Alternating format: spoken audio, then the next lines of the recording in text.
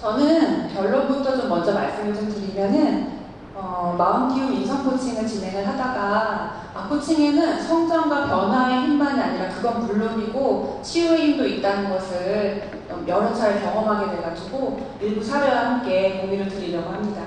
그건 먼저 인정과 알아차림, 그리고 타인이 아닌 자기를 돌아보게 하는 성찰 방향이라는 코칭의 성찰 메커니즘이 아주 강력하기 때문인데요. 고객이 인지하지 못하거나 저항하는 핵심 주제가 있을 때 그 원인이 되는 사건으로 막 돌아가가지고 얘기하는 거는 사실 너무나 힘들죠. 그렇지만 그걸 끄집어내지 않더라도 회복하는 걸 많이 보고 있습니다. 그래서 그거는 지금 여기를 알아차리고 그리고 새로운 기억을 깨끗하게 많이 쌓으니까 미래로 나아갈 수 있더라고요. 다음은 코칭의 인간관을 아이들이 경험학습을 하게 되면 그 힘이 더 강력하다는 것인데요. 이게 고객의 주제와 맞닿아 있는 인간관을 수용하게 되면 그게 치유의 힘이 됩니다. 다음에서 오늘 공유를 드릴 사례의 아이는 그 중에서도 다양성이었는데요. 이제 이 아이는 내가 누구인지 개별적인 존재로서의 나를 인식하고 나서 그 다음에 이 세상이 참 주관적이구나 이해하고 나니까 사람들은 다 다양하다 이걸 수용하게 됩니다. 이 아이는 16개월 동안 코칭을 하고 여기 사진처럼 이제 셀프 코치로 임명장을 주면서 축하했던 초등학교 아이인데요.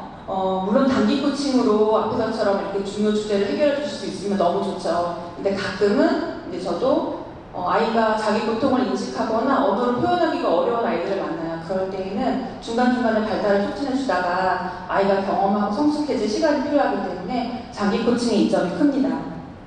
그래서 아이가 마지막에 이제 했던 소감 중에 하나는 심장이 막 떠 있어요. 그리고 멈추고 생각하고 행동하기 통해서 셀프 코칭을 할게요. 그거는 이제 코칭을 하고 나면 기분이 통쾌하고 편안해지기 때문이에요 라고 했습니다. 아이가 코칭이 주는 유익을 경험을 해왔던 것으로 보입니다. 근데 아이 처음 만났을 때 어머님이 밝히신 주제는 실은 언어와 행동의 공격성이 너무 강하다. 그리고 감정 조절이 안 되고 친구들 사이에서 좀 사회성이 부족한 것 같다라고 말씀을 하셨거든요. 근데 그거는 사실 부모의 주제잖아요. 그래서 아이는 그런 게 없었고 아이는 모호한 호소만 했었는데요. 도대체 이유를 모르겠다. 용암이 부글부글 했었거든요. 근데 나중에 드러난 아이의 주제는 감정 조절을 자기도 하고 싶고 특히 엄마한테 감정 조절이 너무 안 되고 엄마에게 정말 많이 했어요. 그리고 엄마를 포함해서 친구들 포함해서 전부 다 모든 대인관계 갈등이 있을 때마다 힘들다였거든요. 그런데 이제 그 드러난 주제를 만들어내는 핵심 주제가 따로 있었는데요. 그거는 안전한 가족관계와 유기불안이었습니다. 아이는 가족 안에서 불안했고요. 거기서 오는 두려움과 분노가 핵심이었습니다. 1학기부터 아이가 폭력적이었던 부부간의 갈등 사건에 대해서 얘기를 하기 시작했어요. 조금씩. 그런데 기억은 아주 생생했지만 굉장히 해맑게 웃으면서 괜찮다고 그랬어요. 그래서 고통은 억압하고 있는 게 분명했지만 이제 부모님한테 떼쓸 일이 있을 때마다 비슷한 폭력을 재현을 하는 거예요. 이제 마음이 아팠죠. 근데 이게 분명히 심리치료와 가족 상담이 필요한 주제이긴 한데요. 근데 가족은 거절하고 있었거든요. 근데 심리치료가 필요하더라도 코칭을 찾으시는 경우가 되게 많다는 게 아직까지는 청소년 코칭의 수요 측면에서는, 고객 수요 측면에서는 현실인 것 같고요. 그럴 때 이제 주의할 점은 고객에게 이제 저의 코칭의 중립적 언어가 위험할 수 있다는 걸 잘 알고 있습니다. 그래서 상담이랑 코칭의 영역, 중첩 영역이나 경계 아니면 언어의 차이 그리고 코칭 접근을 멈춰야 될 위기 상황이라던가 아니면 제가 또 할 수 있는 영역, 아직까지는 할 수 없는 영역 이런 것들을 구분하기 위해서 공부를 해오고 있습니다. 그래서 이런 경우에는 드러난 주제의 해결에 집중하게 되는데요. 그걸 위해서 알아차리는 경험을 많이 쌓고 아이 발달을 촉진하게 돼요. 그러다 보면 부모하고 아이를 준비시킬 수 있거든요. 그렇게 하다 보면 이제 상담센터를 보내드리는 경우도 종종 있었기 때문에 사실은 이 경우에도 처음에는 그걸 염두에 두고 시작을 했습니다. 그리고 또 이제 가족과 같이 우리 친밀한 관계에서는 최초의 잘못이 누구에게 있는가 그거를 따져 묻는 게 별로 효과적이지 않다는 가족 이론이 있거든요. 그거를 기반으로 해서 코칭의 현재 중심성에 집중하기로 했습니다.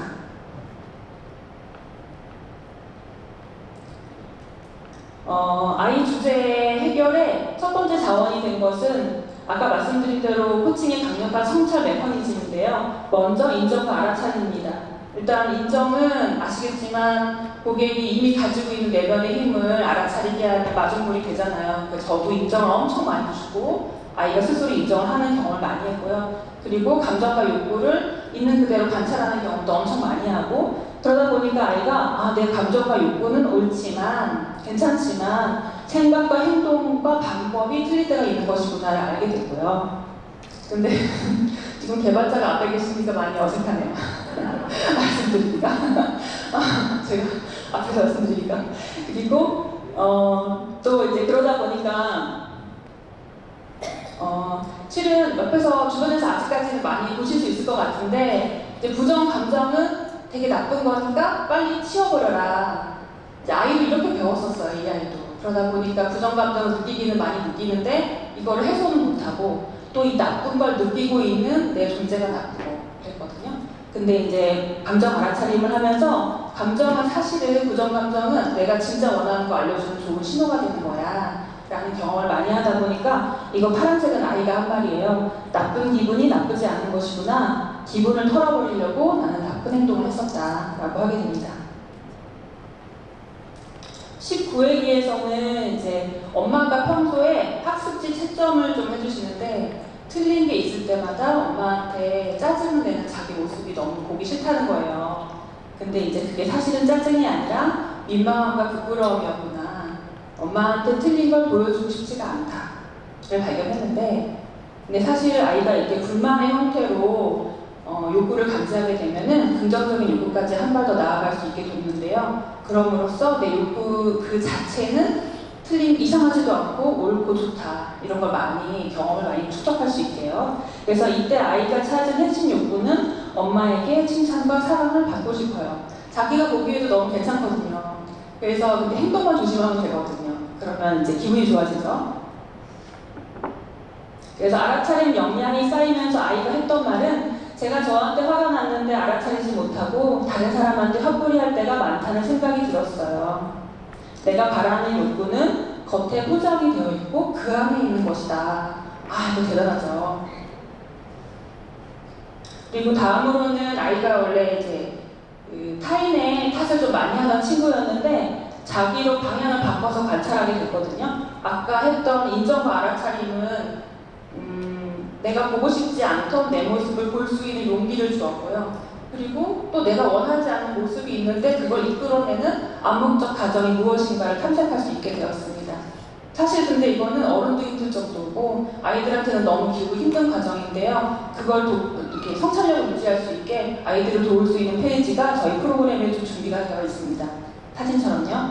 그리고 21회기에 대해서는 아이가 이제 나한테는 다른 사람한테 잘 보여야 돼 라는 믿음이 내 안에 있고 그게 참 불편하구나를 알아차렸는데, 그게 이제 어떤 학교쌤이 소리를 지르셨는데 그게 너무 무서웠던, 초등학교 저학년이었거든요.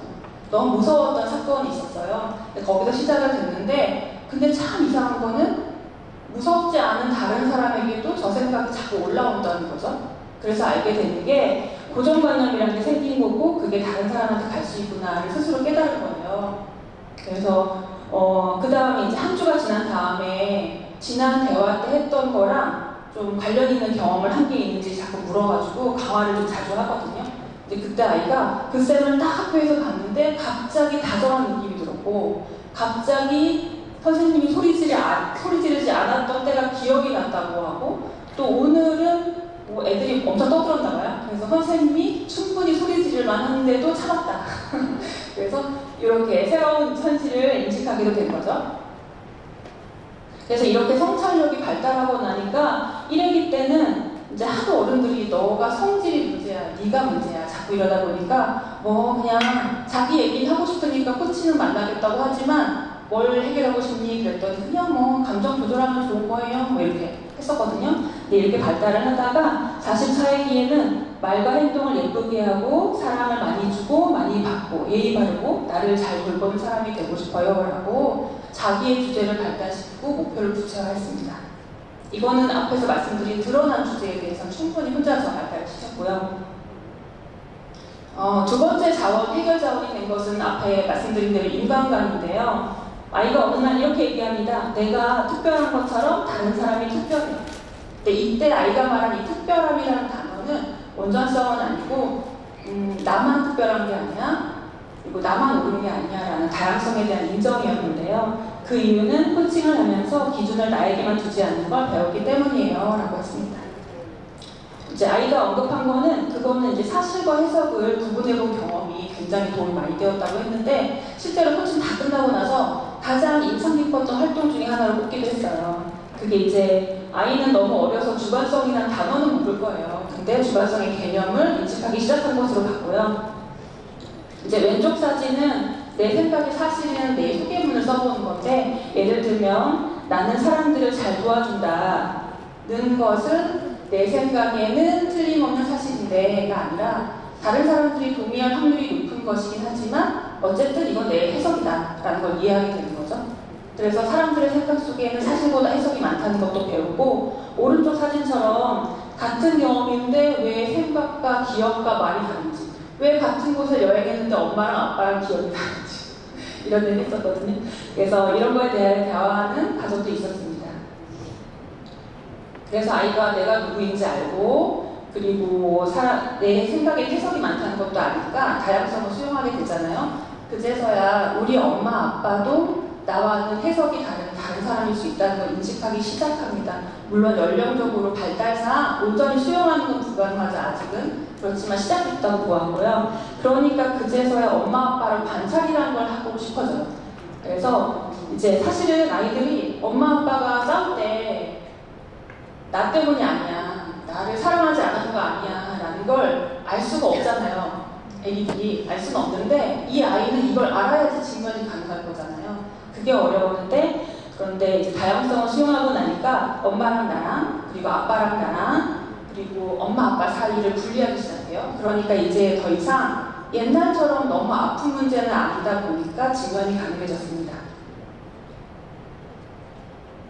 그리고 45회 기준 되니까 정말 성인 코칭 대화처럼 진행이 잘 됐었는데요. 이때 이제 다른 친구들에 대한 불만으로 대화를 하다가 좋아하는 거랑 믿는 건 달라, 사랑과 믿음은 달라라는 깨달음이 있었는데, 그게 또 가족 주제로 통합이 됐어요. 그래서 우리는 사랑하지 않는 게 아니라 믿음을 깬 적이 있었던 거구나 라고 성찰하게 됩니다. 이때 제가 인상이 참 많이 났는데, 이때 아이가 되게 상기된 표정으로 마음이 부지런해요 라고 했던 기억이 참 남습니다. 종결은 이렇습니다. 가족 사랑은 절대 변하지 않아 라고 본인이 쓴 성찬문을 만들더니 이걸 잊지 않기 위해서 작곡을 해야 되겠다는 거예요. 노래랑 춤을 되게 좋아하는 애였는데, 그날 그 곰돌이 인형이 달려있는 헤어밴드를 하고 뮤지컬 배우처럼 막 노래랑 춤을 췄는데 정말 귀여웠어요. 저만 그 장면을 봤네요. 그리고 이제 노래는 58회기에 등장을 했는데 63회기에는 변치 않는 사랑의 증거를 스스로 발견해가지고 치유를 강화했습니다. 저랑 그냥 다른 얘기를 하다가 갑자기 아이가 엄마 폰에 제 번호가 나의 보물 호프로 저장되어 있는 이유가 지금 기억이 났어요 라고 소리를 치는 거예요. 그게 이제 희망이요. 엄마 뱃속에 있을 때 제 아기 때 이름이에요. 근데 한 번도 변한 적이 없어요. 그래서 저는 제가 어떤 질문을 하고 아이가 거기에 대한 많은 대답을 한 게 아니었거든요. 그러니까 저는 그때 이 아이가 혼자서 성찰할 준비가 다 되었구나 싶었습니다. 그리고 이제 보고는 있었는데 한 번도 보지 않았던 현실을 인식하게 된 것이고, 그리고 엄마가 지금까지 한 번도 자기를 사랑하지 않은 적이 없었다는 것도 알게 되고, 그러면서 우리 엄마 아빠가 옛날에는 엄청 싸웠는데 지금은 그렇지도 않고 노력하고 있는 중이다 라는 걸 보기 시작했어요. 정말 그전에는 보였지만 꿈꾸기만 했는데.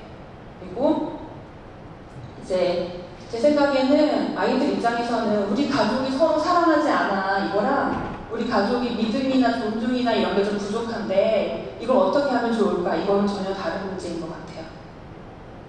그리고 이제 그렇다고 해서 유기불안 회복이 한 번에 완성될 리는 없잖아요. 그래서 아이 삶 속에서 완성될 것을 믿고 이제 그 토대가 될 수 있게 이렇게 아이의 셀프 코칭 역량을 강화하는 작업을 해주면서 마무리를 했었습니다.